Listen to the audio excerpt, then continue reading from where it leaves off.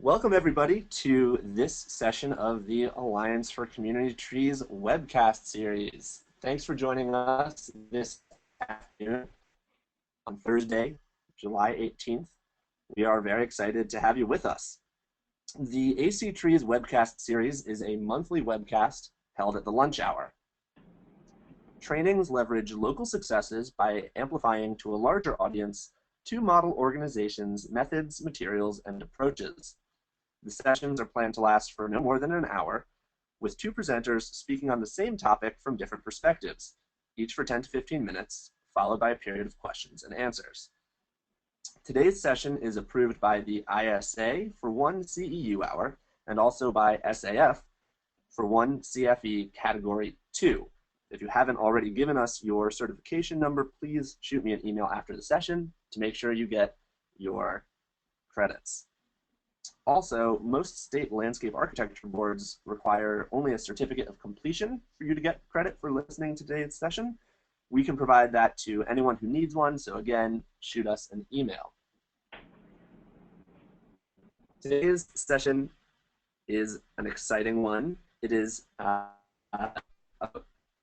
partnering with sports teams, and it's a great example of just one of the many types of programs that our member organizations do.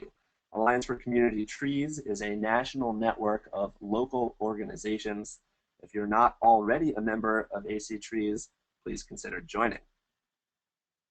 All right, here we go. Today's session, Points Score Trees, partnering with professional sports teams.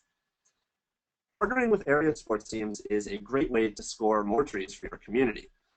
Local nonprofits are hosting plantings with baseball, soccer, football, and hockey teams to enhance their urban canopy all across the nation. Professional sports teams realize how vital it is to maintain the health of the surrounding area and the environment, and they're now joining forces with these local nonprofits to green their communities. As a result, planting trees for goals, baskets, and home runs has proved a win for fans of teams and fans of trees. We have two great speakers for you this afternoon.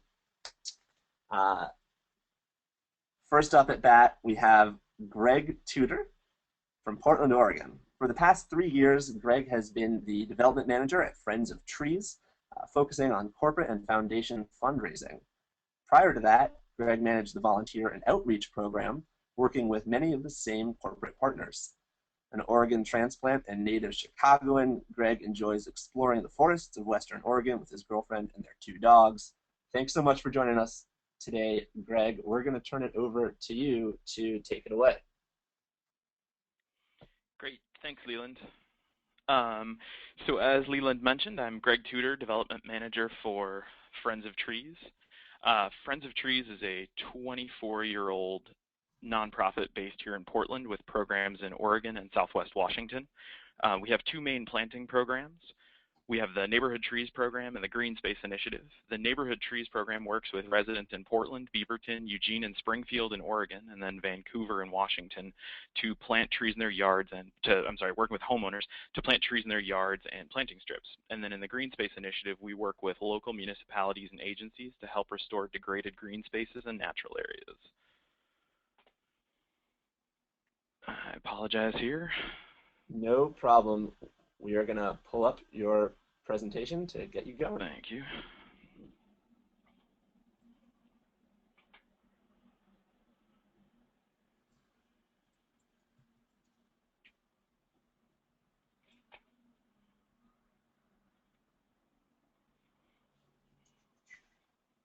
Sorry about this. Real quick, tech troubles. There we go. Sorry about that. Yeah, so the program I'm going to talk to you about today is Score a Goal, Plant a Tree. It's our partnership with the local MLS team here, the Portland Timbers. A little bit of background, the Timbers joined the MLS in 2011, and many Friends of Trees volunteers were part of the Timbers Army, which was the fan supporter group, and worked with Friends of Trees on a number of volunteer projects for several years before there we go. several years prior to joining the MLS, they were part of the USFL. So when the Timbers were promoted to Major League status, they selected 3 nonprofit organizations to be pillar partners: the Portland Youth Builders, Big Brothers Big Sisters, Columbia Northwest, and then Friends of Trees.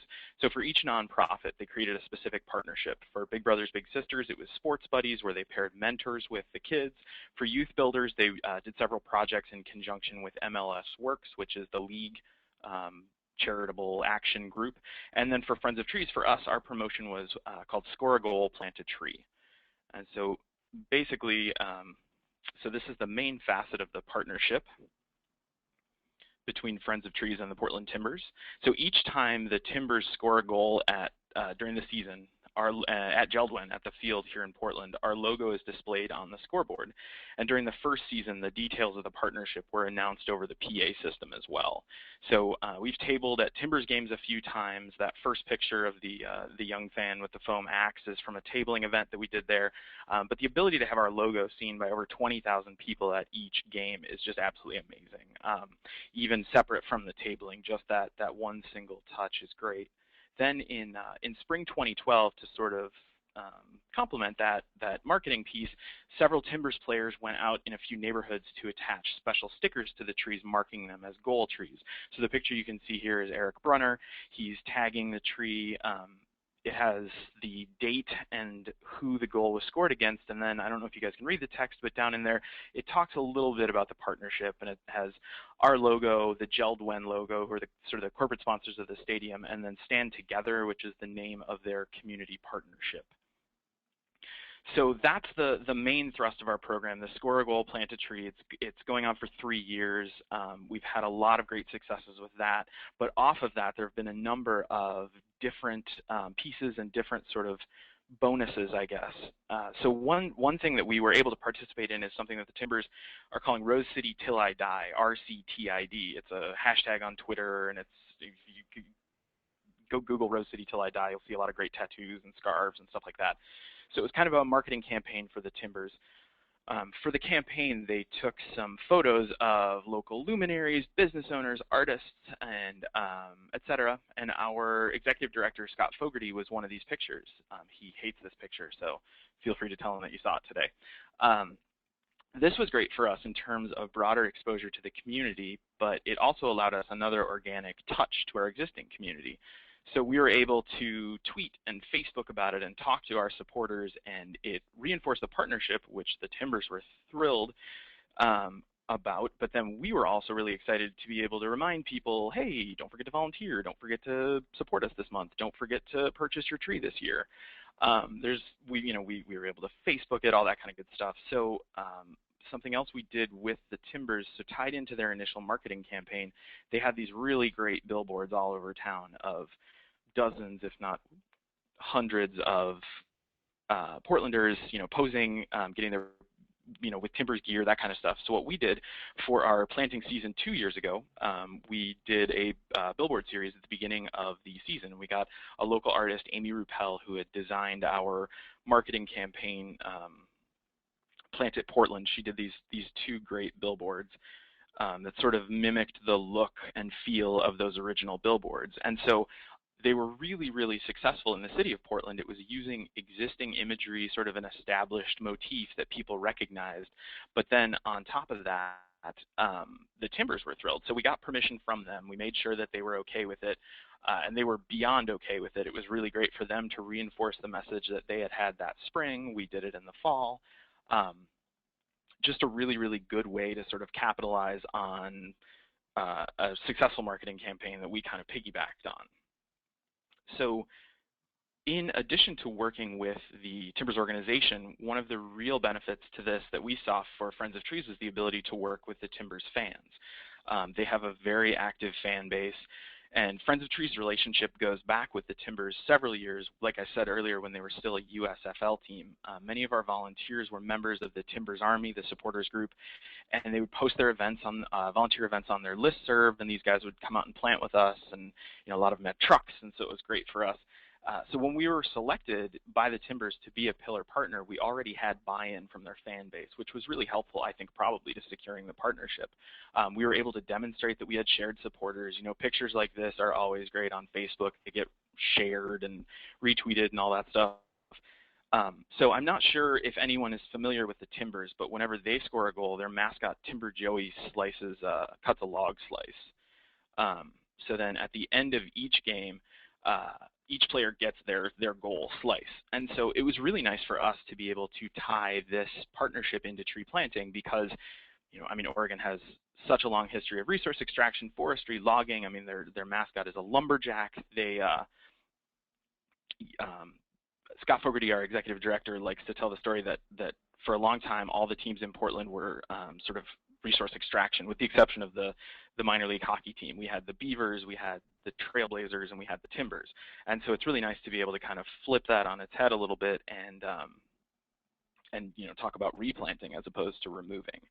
So having players and Timber Joey out to events really help us draw fans and volunteers. We hosted a Timbers staff-only event alongside I-205, a project we're doing here in Portland. Hosted them in 2011. That's them there. The gentleman in the middle with his back to the camera is Merritt Paulson, who's one of the owners, and was really committed to the Stand Together concept. He was really committed to getting the Timbers organization integrated into the city as a whole. So, like I said, we brought the office staff out. There were some of the coaches as well, but it was a really great way to get our staff introduced to the Timbers staff. And just have a good day together, and you know, you sort of build those connections with everybody at the organization, really helpful for that long-term partnership. So then in terms of leveraging the partnership, we've had a couple opportunities to do some really interesting stuff. Dribble Oregon is something the Portland Timbers are doing. They're statewide community tours to visit fans and celebrate soccer throughout the area. These stops include some of the smaller metro areas in Oregon and feature a few Timbers players putting on a clinic in the morning, and then a small-scale sort of community-based tree planting afterwards. We've done as few as, I think, 2 trees and as many as a dozen or so. They're relatively small. They're relatively intimate. The picture at the bottom here is really cool. This was down in Southern Oregon, and the gentleman in the blue jacket with the scarf is Richard Seidman, the founder of Friends of Trees. So it was really nice to sort of make new friends and see old ones. The towns where these clinics have been, they are, for the most part, areas where Friends of Trees does not yet have a presence. So coming into town with an established name like the Timbers and then also free trees is a huge opportunity for us. This allows us to give a little taste of what Friends of Trees does. You know, we're able to introduce ourselves to the forestry community in town and sort of show them what we could do, and it allows them to sort of sample our wares, as it were. And one other really great way we've been able to leverage the partnership is through something here in Portland called the Willamette Week Give Guide. The Willamette Week is one of the alternative weeklies in Portland, and they hold a fundraising drive at the end of every year. So they ask nonprofits to apply in the summer. The paper sets up a dedicated giving website and runs a catalog of all the nonprofits. It's about 120 at this point. Everyone gets a brief mission statement, and then people are encouraged to give. So the stated purpose of the Give Guide is to target new donors, especially those ages 35 and under. And our partnership with the Timbers has allowed us the opportunity to give away tickets and sign merchandise as additional incentives. And so in addition to sort of leveraging the partnership with the team, we're able to leverage the partnership with the community at large. So then, so here we go. This was that day that we went out and tagged the trees. This was really cool. This kid lived at one of the houses that got trees and saw the Timbers outside. So, of course, he put on his jersey and grabbed his scarf and ran outside and was able to get a couple of autographs. I don't know if you've noticed, a few of these pictures are much, much higher quality than the rest. So that's another advantage for us for partnering with a great organization like the Timbers, is they always send out really high-quality photographers and are more than happy to share the pictures with us. So, you know, we try to figure out as many ways as possible to share the benefits, to get their name in front of our community and our name in front of their community. And so this final slide here is some of our longtime Friends of Trees Timbers Army volunteers. The partnership with the organization has been amazing. The Timbers are a great group of partners, and we really, really enjoy working with them. But we're just as lucky to have been adopted by the Timbers Army, this fan supporters group. They're kind of I think of them as our insurance policy, ensuring that we have an organic, unofficial connection to the Timbers organization. And we hope to plant together for many, many years to come. Thank you very much for your time, and I think now we're opening up for questions. Absolutely. Thank you so much, Greg. That is such an awesome story about how you guys have forged and extended this partnership. And I think probably a lot of inspiration there for many of the people who are listening in. You've had a lot of good ideas, and you did a really nice job explaining how everything works. I have a few questions for you, and I know a lot of other people are going to have questions as well. So for everyone who's listening in, type in your questions. You'll see the questions tab on your screen. You type your questions in there, and we will ask them out loud. While you're doing that, I have several questions to start with, Greg. Sure. First off, it sounds like it's been really remarkable for your organization in many ways. Can you tell us a little bit more about why you think the Timbers feel this is a good relationship for them? Sure. I mean, first of all, we have great numbers. We engage a ton of volunteers every year. We have a ton of opportunities for people to get out and plant with us. We plant a lot of trees every year. And so we're really able to, I think, fully leverage that partnership. The Timbers Army has opportunities to volunteer. The Timbers organization has the opportunity to volunteer. And I think in Portland, it's important to establish a community connection. And it's important for that to be an authentic community connection. And we're a known commodity in Portland. We've been around for coming up on 25 years now. And I think people really, separate from the partnership, people really respect both the Timbers and Friends of Trees. So I hope at least that the Timbers sort of see us as a good community partner in the sense that we're bringing sort of a positive action to the partnership. Absolutely. I think my question really stems from the perspective of people who are listening in and don't have a program like this set up, and maybe thinking, how can I start talking to my local sports team about this? Yeah, absolutely. And so, what are some of your tips? Sure, yeah. A lot of the organizations have like a nonprofit night kind of thing where they'll set up. We used to do this with the Beavers, who are the minor league baseball team in Portland before the Timbers came to town. We would go table in the concourse during the games. A lot of times, it can be kind of a soft touch. It's maybe not a committed volunteer that you're going to meet there, but it's a really great way to get your name in front of the organization and show that you're willing to engage with the fans, engage with a community that might not be your own. I know some minor league teams also do like a sort of a revenue sharing where organizations can purchase tickets at cost and then sell them at face value and call the difference a fundraiser. This can be a great way to reward your supporters. This can be a great way to build a new network. And I think showing organizations that you already have an established network, I mean, realistically, sports teams are getting engaged with groups like Friends of Trees, partially at least for the marketing side of it. We're able to reach people that maybe they aren't. Maybe our community isn't a natural soccer community, but maybe they can be convinced. And so I think showing sports teams that you have a presence in town, that you have a good name and credibility, and that you're a partner worth working with is really important. Excellent. And this is, a lot of people are asking questions that sort of go back to the very origins of this partnership.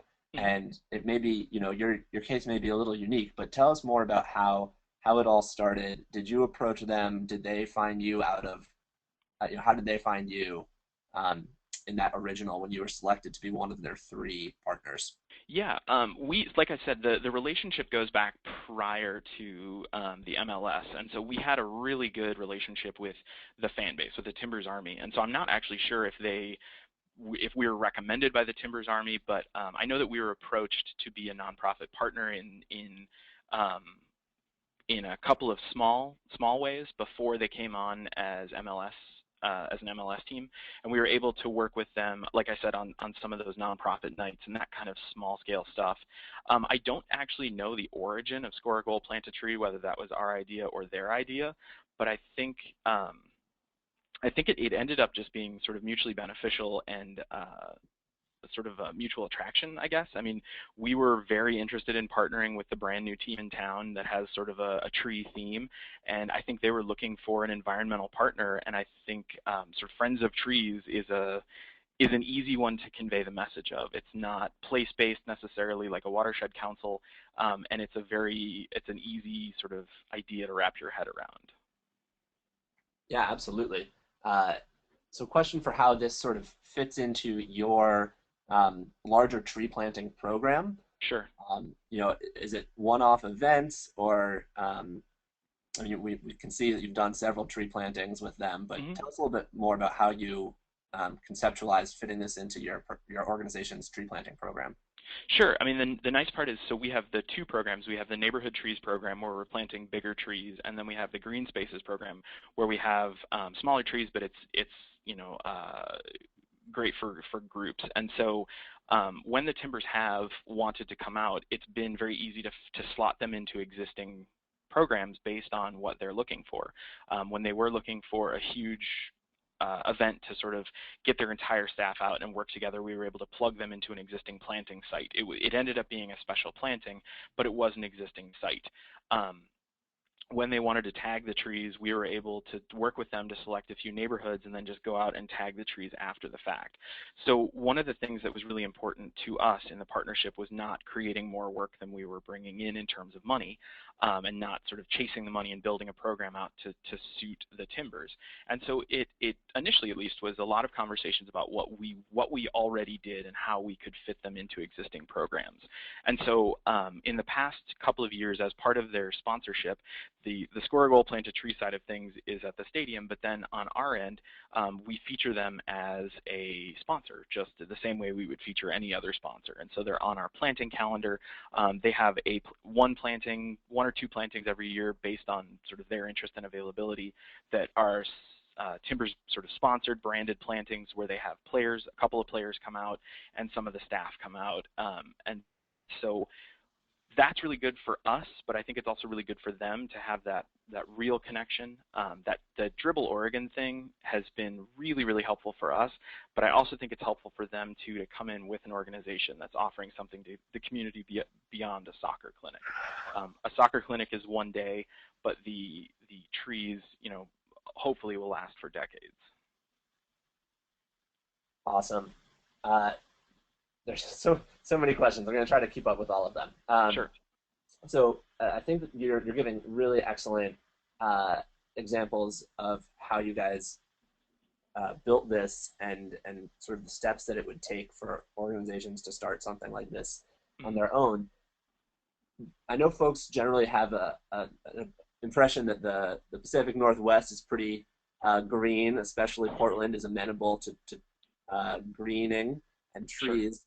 Do you think something like this is sort of replicable or applicable in other cities around the country that aren't uh, as known to be green friendly?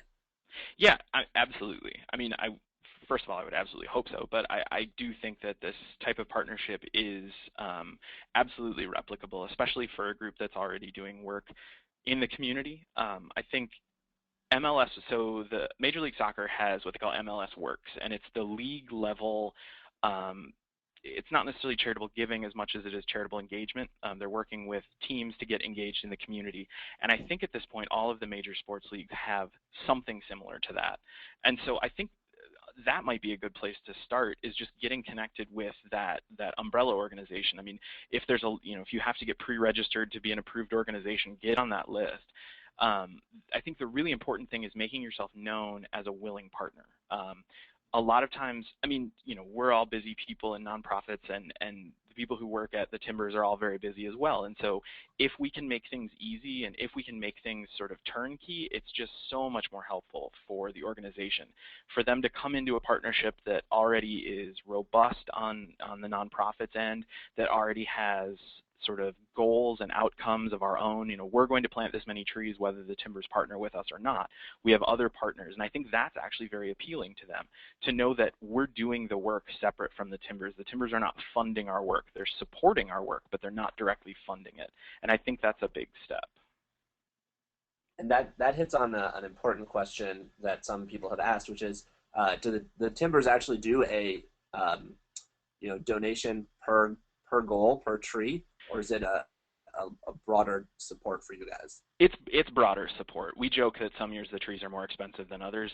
They had kind of a rough year last year, and so the joke was that those were expensive goals. But the money, the cash donation that they give us is established it was a 3-year partnership at a fixed amount, and so the score a goal, plant a tree is really just the way that it's languaged and the way that it's marketed. Got it. That's really helpful for people to know. And I think Greg has made a great point here about sort of doing your research about the teams that you want to approach, and not finding out not just what their needs are as a team locally in your city, but also league-wide, if there are initiatives or other programs that teams are required to participate in or encouraged to bring locally. And actually, if I could just jump in and expand on that a little bit, we work with the Blazers as well. We take part in what they call the Blazers Green Games. So the NBA has, I think every year in March, they have what they call their Green Game series. And so I don't know if it's every city now, but most teams have a game where they highlight environmental sustainability. And this was an opportunity for us to meet the Blazers fans. We got out in our tree mascot costume and met some of the fans before the game. So it's worth looking into just to see if your local team has some sort of sustainability focused night. Awesome. That sounds amazing. I think that we have pretty much asked almost all of our questions. I guess one more question that is not quite sports related, but I think a lot of people will still be interested in. Can you just tell us a little bit more about that, the publication, the Willamette Weekly? Yeah, absolutely. Yeah, so it's the Willamette Week it's sort of one of the 2 alternative weekly papers here in town, and they were very interested in getting. So I guess the publisher of the paper is very active in the nonprofit community, and found out many years ago, they've been doing it I think 7 or 8 or maybe even 9 years now. Found out several years ago that people under 35 just weren't giving charitably at the rate that would be expected and at the rate that other generations were. And so his goal was to engage the Willamette Week has a readership that is largely under 35, and so their goal was to engage with their readers and kind of teach them about charitable giving. And so they have a dedicated website giving portal where all 120 nonprofits are listed. You can give, I think, minimum of like $5 to an organization, and then at each giving level, the Willamette Week, the paper itself provides incentives, and it's usually in a little postcard. They partner with 5 or 10 local businesses, and you get, a free croissant on, with your card, or you get a free ride on the bus or something like that.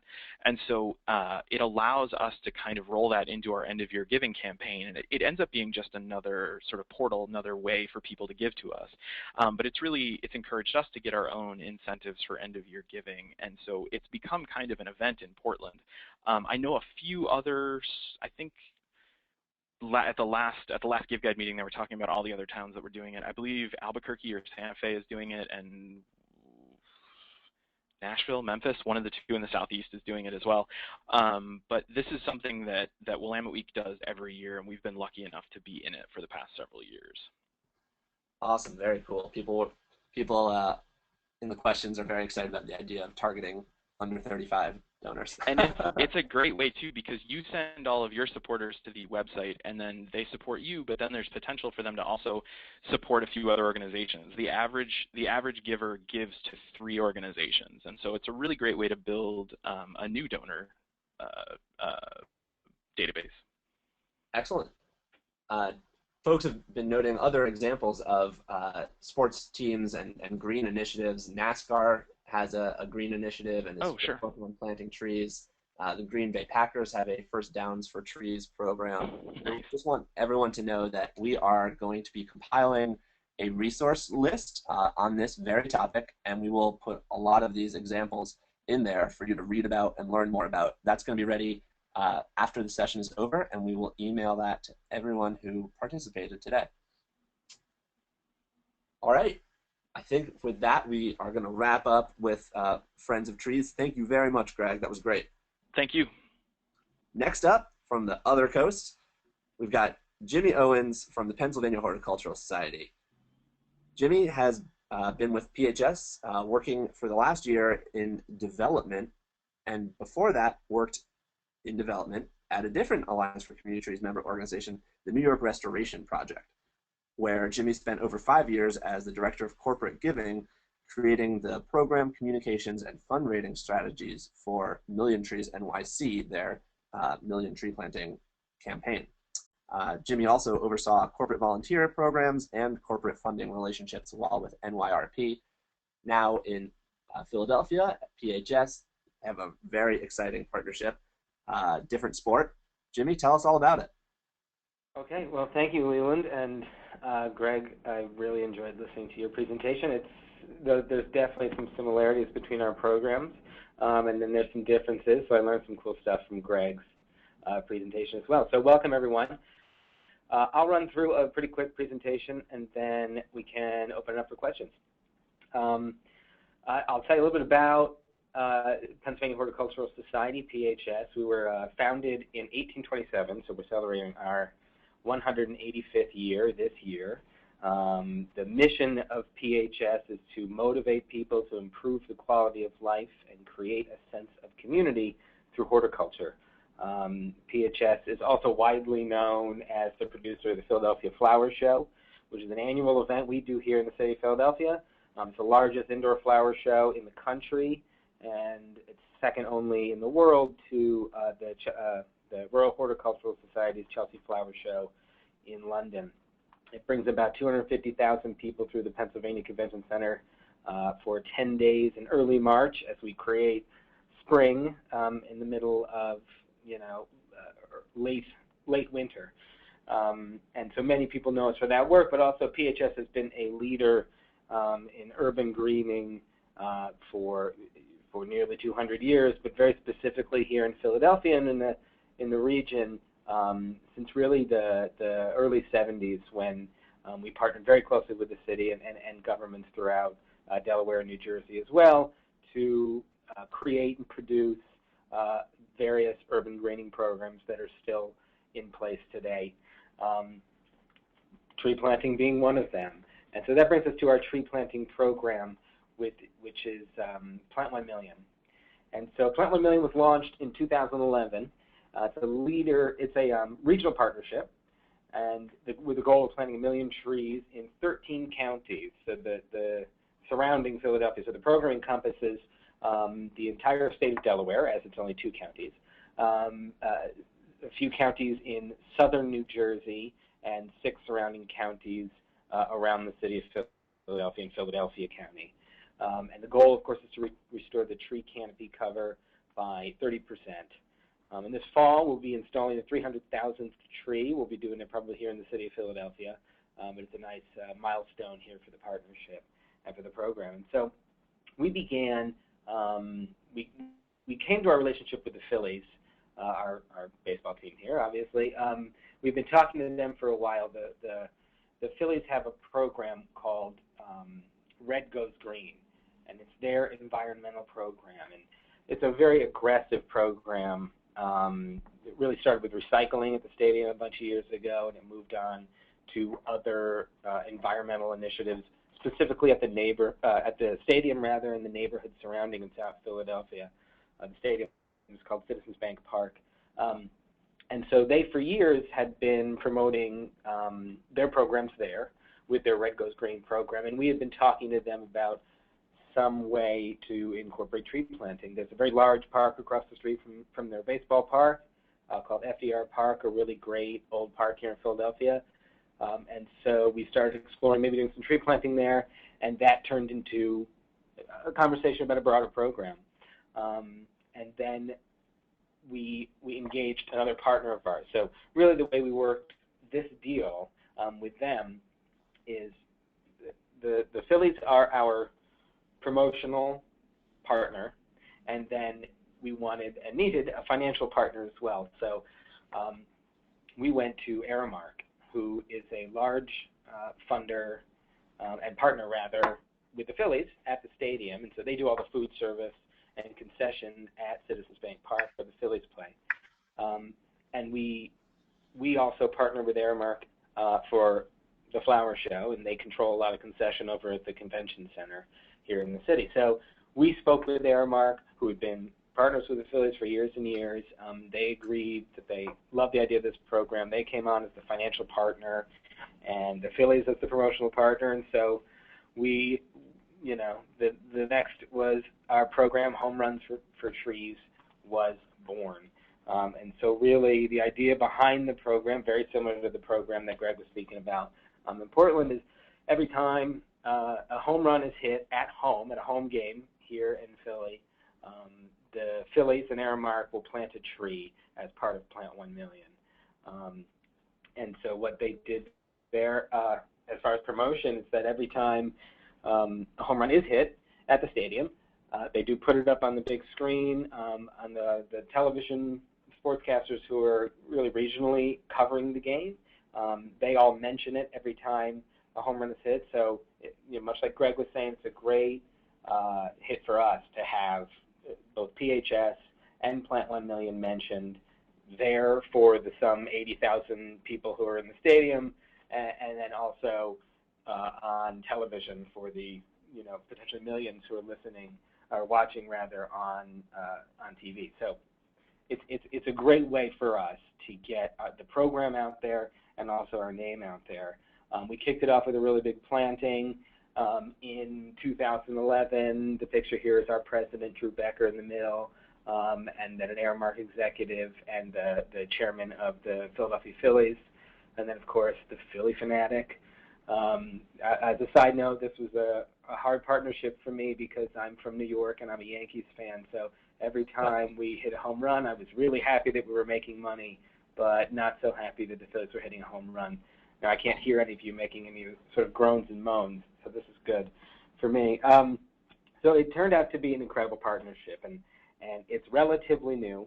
We just entered into our second year. We did a kickoff this Earth Day with the tree planting, again in South Philadelphia in a ballpark that the Phillies operate for high school teams. Last year, as part of the program, we planted 158 trees, and much like Greg did in Portland, we created tree tags, and then at our press event to culminate the first year of the partnership, we had the Philly Fanatic come out, and we had a few ball players there, and they planted some trees alongside with some of our volunteers and tagged those trees. So, it wasn't 158 tree tags. Some players hit more than one home run. So it was a great media event, but also a great way that this program will live on in these neighborhoods where the trees have been planted. And like I said, we've just entered into our second year, and I've been told that 90 home runs have been hit this season. So, again, bad for a Yankees fan, but great for a fundraiser. And so that's pretty much where our program is right now. We just started preliminary conversations with the 76ers, our basketball team here in Philadelphia, to do a similar program. And we'd structure it basically the same way. We would, together, the Sixers and PHS, go to one of their corporate partners and engage them to be the funding entity. And that's pretty much the way our program is today. Awesome. That is great. Thank you so much, Jimmy. Really interesting program. Mm-hmm. Are you ready for questions? I am ready. All right. Again, folks, just a reminder that you can type in your questions through the control pad under the questions tab, and we will ask them out for you. I've got a lot, so I'm just going to start before anyone even gets to type anything else in. Really interesting to see this model, similarities to the Friends of Trees program, but also some differences. So I think a lot of people are curious about the interesting sponsorship arrangement that you've got with sort of the sports team as the promotional partner and a corporate sponsor that's providing the funding. Mm-hmm. Tell us, you described how you're doing it with the 76ers, but with the Phillies, did you approach the Phillies first or Aramark first? We actually, it was the Phillies, and so our conversation started with the Phillies. They wanted to do a sort of tree planting, and really they felt that the best thing they could bring to the partnership was their essentially free promotion and marketing, as far as we could see it, and we completely agreed. But they thought it'd be good to get a corporate partner involved to really act as the funder, and also to shore up some of their relationships as well. So it was kind of a win-win-win. Um, we all kind of had done work with each other in some way in the city, and so it was a great way to just kind of strengthen these partnerships already. And really, the amount of promotion and press and marketing benefits we get from just being partnered with the Phillies would really surpass any sort of funding I think we would receive from them as a nonprofit. Right. So tell us a little bit about how the donation does work. Is it the same as Greg described, where it's a flat fee, or are you actually doing a donation per tree? It is a flat fee, but Airmark does. If we are to produce any large events, if we wanted to do big volunteer days, there's kind of a flexibility within our agreement where we can go back and they'll fund certain large events that we want to end up doing that's around the partnership. Great. I think people are really excited, and already we're getting lots of questions showing people trying to figure out how they can bring this to their city. Right. One of my questions for you is, and I guess we can, if we have some time, we can let Greg speak about this too. Yeah. But how do the players feel about coming out, and how do you go about getting players to come out? We work directly with the Phillies marketing department, and we've had great success to have players come out. At pretty much every press event we've done, we've had a player or two there. I think it helps to do it in season. I think it helps, obviously, to do it near the stadium, maybe close to game time. And so, we make it as easy as possible. But I think it's great, and the Phillies really promote themselves as, and they are, a real, they really are an environmental organization, but they get their players out a lot. That's really important to the city and to the organization. So they're willing to always offer. But then also we can always get the Philly fanatic, who seems to bring just as many fans than a player would, which is great. Awesome. Tell us a little bit about I think you mentioned the location that you did some of the planting in was related to a Phillies site. Is that what you said? Yeah, well, I mean, we did, the first planting we did was a park right across the street. And so the way the ball, actually all the sports stadiums in Philadelphia are run along South Broad. Some people who are listening might know. You have Lincoln Financial where the Eagles play, you have Wells Fargo where the Sixers play, and you have Citizens Bank Park where the Phillies play. And they're all right next to each other in one area of the city. And right across the street on other side of South Broad Street is a very large park called FDR Park. It's a city park. The Philadelphia Parks and Rec Department, owns it, manages it, but the ball teams all feel a certain level of responsibility to keep it up, which is great because it's right across the street from all their facilities. So that park, and in the last kind of decade or so or longer, it's kind of fallen off the list of parks that's getting the most attention. So it needs help, and it needs tree planting, and it needs, just general cleaning and greening. And so that's been a great spot for us. And then also the Phillies basically fund and maintain a ball field where some high school teams can come and practice at a really nice state-of-the-art ball field, and that's in FDR Park as well. Got it. So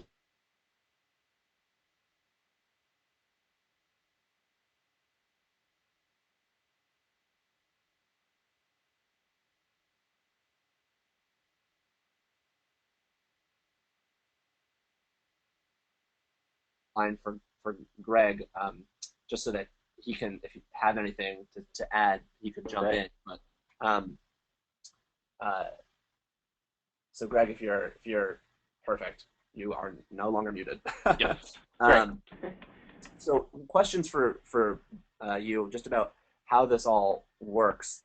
If someone is looking to do something like this, can you tell us, who, not who your contact is with the sports teams, but what's like the title? What is the division? Who should people try to contact? Like where within an organization's corporate structure would you suggest people going in? Is it under their marketing side? Is it under their like local initiative side? Is there, you know, I mean, for me, I always try to get us into the marketing department as quickly as possible. The community support side is great, but I think a lot of times the community support people are looking to do the most for the most, and so the community support people may be interested in supporting you for a year, and then somebody else for the next year, and somebody else for the next year, in an effort to sort of build the broader community. But I think if you can work with a marketing department, that's where you can start to get those multi-year initiatives. But I think the marketing department tends to take a little bit longer view towards things, especially with partnerships, where they're interested in building it a little bit and developing the relationship, as opposed to just sort of 1 to 2 years of support and then maybe you cycle through. So I would recommend finding someone. I mean, community engagement side would be a great way to talk to them, but somebody from the marketing side of things, they may be able to inform you about other partnerships that the team has that might be available for you. Yeah, I would agree. That's our contact as well at the Phillies. It is the marketing department, and pretty much just like Greg said, it kind of has that longer perspective, and that's really who we deal with the most. got it. And Jimmy, you mentioned sort of bringing this now to other sports teams and starting to talk to the 76ers. And Greg, you also have some partnerships with other sports teams. But I'm curious, it's been very successful for you with the Phillies. How do they feel about the idea of another team potentially taking up the same cause or slogan? Right. We've just kind of started mentioning it, and so far they seem great. I think, and like Greg mentioned too, and like you were saying, Leland, there's so many of these programs across the country and these teams they have a great fan base, they have a great following as it is, and I think kind of the more the better is the way they think of it. It's clearly moving in this direction. There's so many more tree planting programs in cities and in neighborhoods, and I just think they see it as good business for everyone to be involved in the business. Right. And do you have anything to add to that, Greg? No, I mean we're a little bit more limited in terms of the professional teams we have out here, but we have had some initial luck with the Blazers at a much lower level than with the Timbers. But the Blazers as an organization seem interested in partnering with us. We've done a few things with them for the past few years. I mentioned we go to the Green Games. We bring Gary the Oak out to the Green Games. We've had a few of the Blazers players come plant with us in working in partnership with the Boys and Girls Club. So there have been a few things that we've been able to do, but I think Jimmy's right. I think sports teams want to grow the pie. Like they want more people to know about them. I don't think they're nearly as concerned about being the exclusive sports team partner of the Pennsylvania Horticultural Society or anything like that.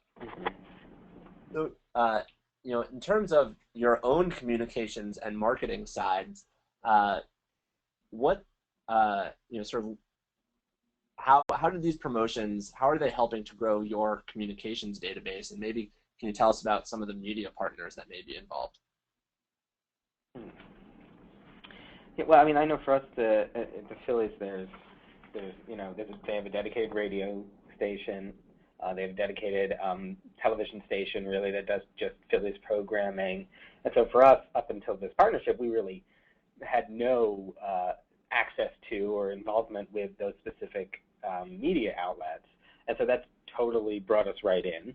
And then also they have a great national presence, and so when there's if it's a Monday night game and it happens to be playing on national television and it's at home and there's a home run hit, then you've got PHS and Plant 1 Million out to a national audience, and that's absolutely something that we can't wrestle up too easily. So just for that alone, it's an incredible program. I think for us, on sort of the opposite side of things, we've actually had the most media success working with the Dribble Oregon initiative that the Timbers have done, working in a lot of the smaller markets where a Friends of Trees planting of 3 or 4 trees probably wouldn't get media attention in Medford or Pendleton, Oregon. But coming in with Timber Joey and a couple of the Timbers, that all of a sudden gets put in the paper. And then all of a sudden you've got Friends of Trees planting featured in the local paper. You're in front of 40,000 people who have no idea who you are, which for us, as we try to work with these local municipalities, is really beneficial to us to have an existing, at least, presence in the community. Great. One of the things you both do in common is the tree tags, and we're getting some questions just about what is how do you make them, and what is the material? How can people make them for themselves? We have a couple of great local printers that have a not quite waterproof paper. The tags that we put on the trees have to stand up to Oregon weather anyway. We always tag our trees with species and some care instructions anyway, so this is just an additional tag for us. I don't actually know what the material is exactly. It's really just like a sort of water-resistant sticker. Yeah, I mean, the tags that you see in the pictures in the presentation were created for that media event, but they were also created to withstand water and to stay on the tree unless someone wanted to clip them off or whatever. But so those, I've been told, a majority of those are still hanging on those trees. And then the rest, like Greg said, we tag all our trees anyway since the Plant 1 Million initiative started. And they're also weather resistant, but I don't know exactly who makes them. Maybe we can find that out and get that to you, Leland. Okay, just people are looking for the nuts and bolts things. Right. And just while we're on the topic of tree tags, some people have mentioned they want to do that. They like that idea. Have you ever had an instance where, and I guess probably not because you've only been doing this for a year or 2 years, but where you have a tagged tree that has died or been injured or something that then reflects poorly? Yes, we did. We actually we planted one ceremonial tree. There was a picture of it with the standard executives with shovels picture right on the grounds of the stadium, and then we got a call the next season from the marketing team saying, "Oh, I think the tree's dead." So that was the sort of show tree of this partnership, and so we hustled out there very quickly and dug it out and replanted it. So definitely when you have kind of corporate logos hanging on certain trees, those are the trees you're going to check very often. And quite frankly, if you're working with a marketing team, they might not be thinking about, did we water the tree this week? That's not the first thing they're thinking about. So we still have to keep tabs. Right. Yeah, we have 2 to 3% of our trees die every year, and so we're pretty well versed in getting the dead trees out quickly and replanting them the next fall. So I don't know of any specific instances where we've had complaints or anything like that, though. And it's mostly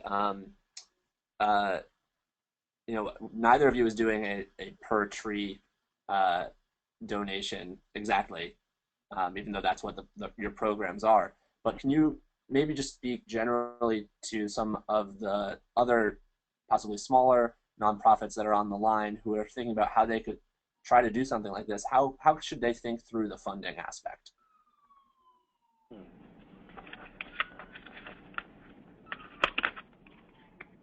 Well, I think there's absolutely a way to do a per tree.